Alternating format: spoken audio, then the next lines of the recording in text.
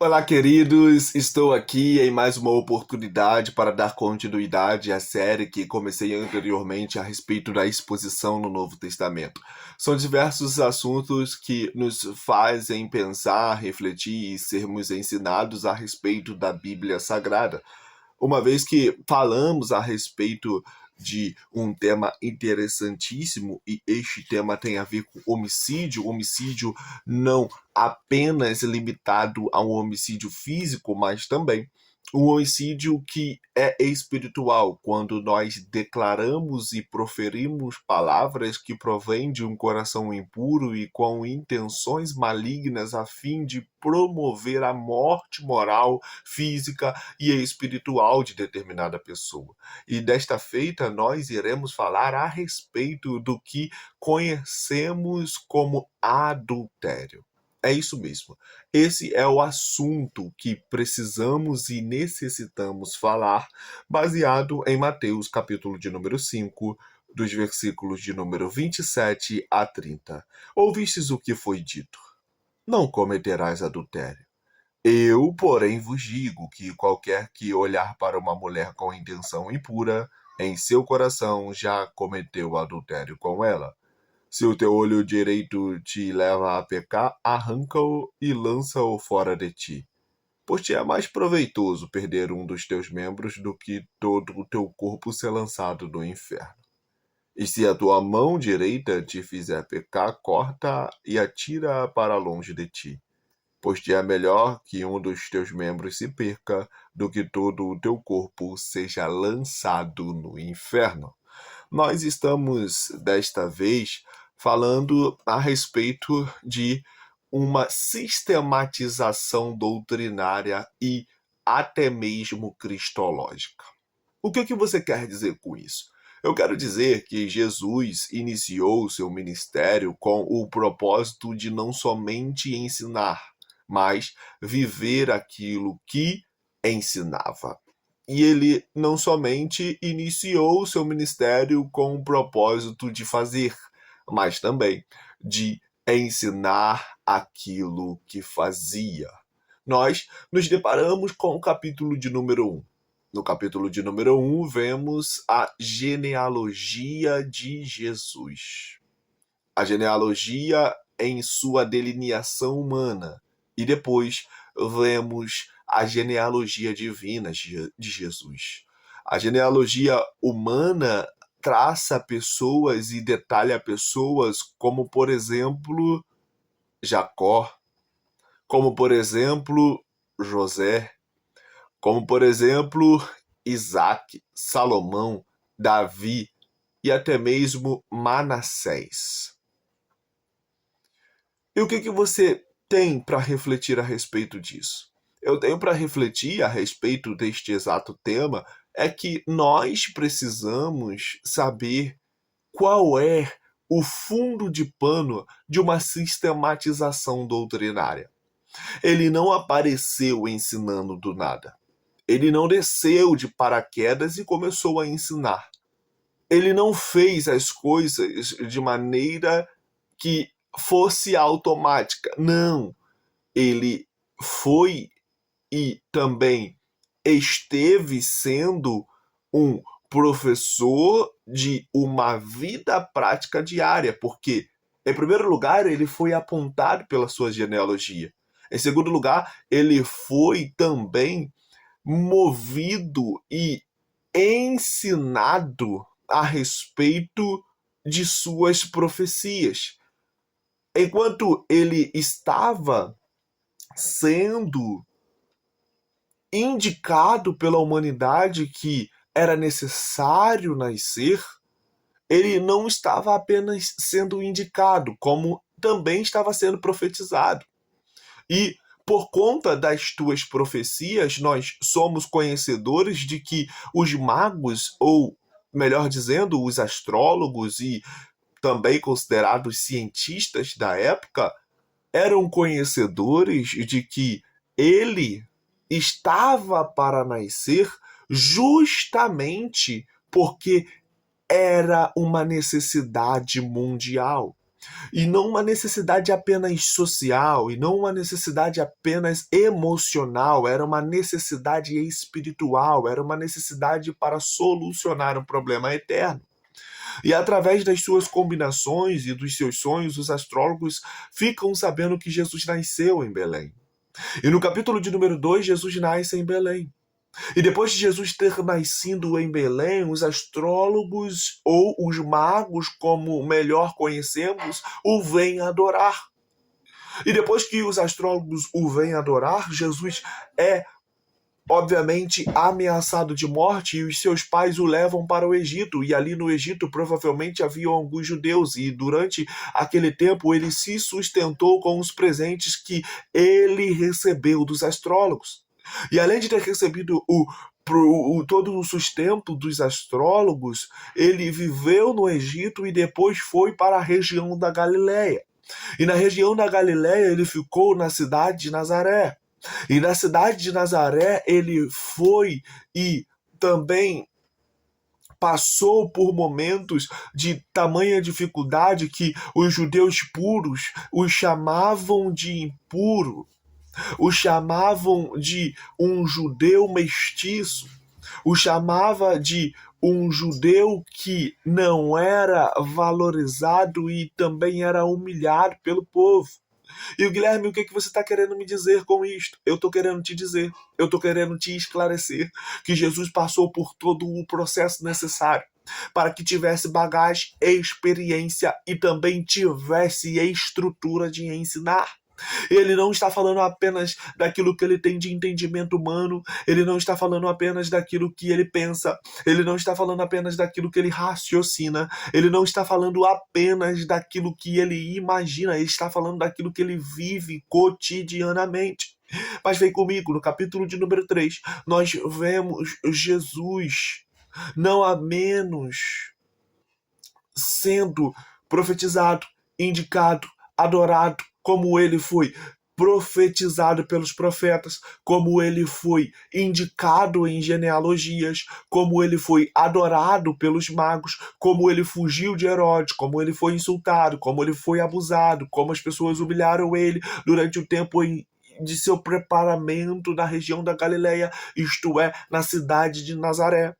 Jesus passou por um processo de dificuldade. Jesus passou por um processo de desafios. E aí Jesus também é pregado por João Batista, porque João Batista diz: eu vos batizo com água, mas vem um após mim que é mais poderoso do que eu, e ele vos batizará com o Espírito Santo e com fogo. E aí João Batista prega a respeito do arrependimento. João Batista vem com o espírito de Elias, comendo mel silvestre, se vestindo com roupas de camelo. E além disso, João Batista aponta para Cristo. E é neste momento que no capítulo de número 3, João Batista vê Jesus e ele diz: eis aí o Cordeiro de Deus que tira o pecado do mundo. E além de ser o Cordeiro de Deus, um Cordeiro puro, um Cordeiro imaculado, um Cordeiro sem defeito, um Cordeiro capaz de ser oferecido como sacrifício, ele não somente tampa, ele não somente tapa, ele não somente protege o pecado, ele tira o pecado do mundo. E é neste capítulo de número 3 que o Espírito Santo desce sobre Jesus como forma corpórea de pomba. E além de ter descido ou sobre Jesus como forma corpórea de pomba, o Pai diz: este é o meu Filho amado em quem sinto muita alegria. E além de o Pai ter dito isto, Jesus é tentado pelo diabo, Jesus é levado ao deserto, Jesus passa por 40 dias de muita fome e muita sede. Mas Jesus vence o diabo no espírito e no conhecimento da Tanakh, que é o Antigo Testamento. E além de Jesus ter vencido o diabo, Jesus é alimentado pelos anjos. E depois de Jesus ter sido alimentado pelos anjos, Jesus é levado para o início do seu ministério. No capítulo de número 4, ele é autorizado E ele é credenciado a iniciar o seu ministério. E ele inicia o seu ministério. E ele vive uma vida de oração. E ele vive uma vida de comunhão com Deus. E é por isto que ele tem condições de dizer: vocês ouviram o que foi dito. Porque o Antigo Testamento julga a ação, o Novo Testamento julga a intenção. Eu vou repetir: o Antigo Testamento julga a ação, olho por olho, mão por mão, dente por dente, pé por pé. O Antigo Testamento julga aquilo que você faz. O Novo Testamento, com base nas palavras de Jesus, julga intenção. Guilherme, o que você está querendo me dizer com isso? Não adianta fazer externamente aquilo que nós estamos no interior querendo fazer. Se nós não formos movidos por um sentimento verdadeiro e por uma intenção verdadeira. Porque às vezes pensamos que o certo é orar, mas o nosso interior está completamente alimentado de materialismo, está completamente alimentado de pecados que estão nos comovendo e nos dominando diariamente. Não somente os pecados, mas as luxúrias do mundo.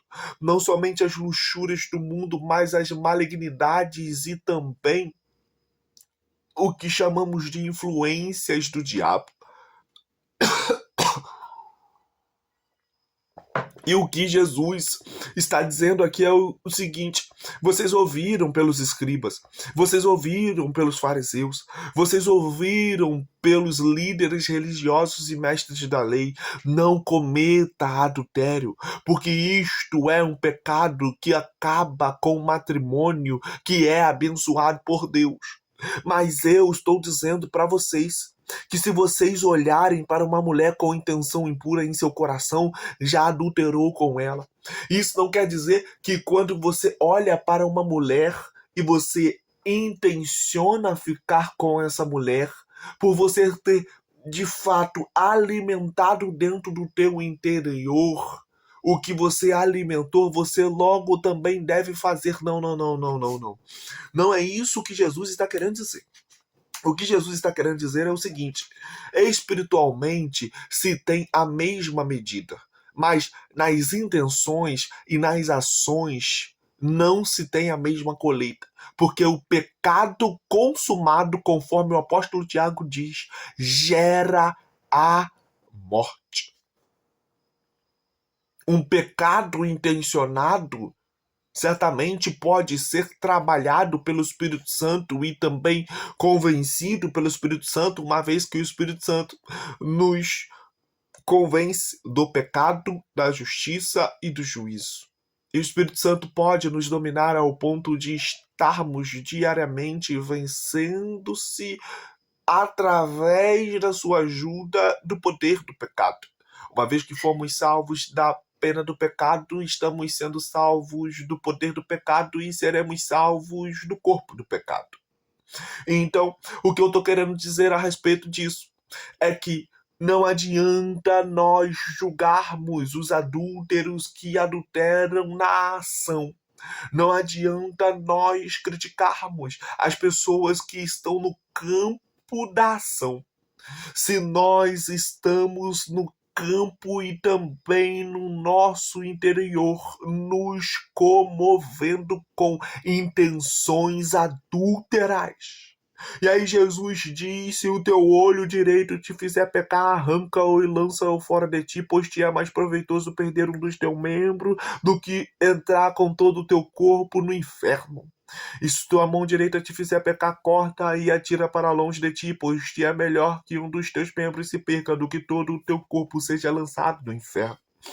Nós sabemos muito bem que tiveram pessoas que levaram esses versículos de maneira literal, uma vez que a Bíblia ela deve ser interpretada não somente de maneira literal, mas de maneira alegórica, de maneira interpretativa, de linhagem que se chamamos de linhagem literária e também figurada. Figurada, alegórica e interpretativa. São as formas principais que se interpretam a Bíblia Sagrada. E o que Jesus está querendo dizer aqui é o seguinte: o pecado, ele deve ser tratado radicalmente, não é gradualmente. Não é, eu vou tratar da minha intenção que tive com uma mulher hoje, aí amanhã eu peco de novo, aí depois da quarta-feira eu vou e de certa forma vou errando mais uma vez, só na sexta-feira eu trato da minha intenção. Não, não, não. Jesus está dizendo o seguinte: o pecado, ele deve ser tratado radicalmente, porque o pecado vai gerando morte de pouco a pouco. E o que Jesus está falando aqui é o seguinte: trate o pecado com seriedade, porque o pecado acaba com família, porque o pecado acaba com comunhão com Deus, porque o pecado acaba com a inteligência e o controle financeiro, com o controle físico, com o controle emocional, com o controle espiritual, com a salvação da alma.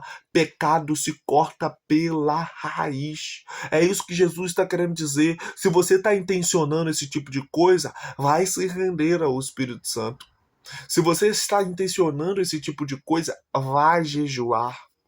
Se você está intencionando esse tipo de coisa, peça a Deus que a sua mente seja alimentada com as coisas do alto, que o seu interior seja satisfeito em fazer a vontade do Pai. O que Jesus está dizendo não é que literalmente você deve cortar o teu olho ou que você deve retirar o teu olho e que você também deve retirar a tua mão, porque são os membros que mais nos fazem pecar contra o nosso próprio corpo, porque todo o pecado é fora do corpo. O apóstolo Paulo diz que todo o pecado é fora do corpo, mas o pecado da prostituição é o único que é no corpo. E uma vez que nos unimos de maneira contraditória com uma pessoa que é das trevas, nós não temos comunhão com ela.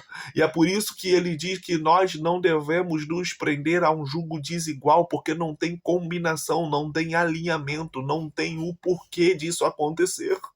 O que ele está dizendo e o que ele está tentando nos ensinar de maneira doutrinária e de maneira prática é que nós precisamos de uma vez por todas cuidar do nosso interior, cuidar da nossa alma, cuidar da nossa mente e entregar tudo isso diante do nosso Deus. Fico por aqui. Quero falar a respeito, na próxima aula, exatamente do tema divórcio, que é o que Jesus trata. É Mateus capítulo de número 5, dos versículos de número 31 a 32.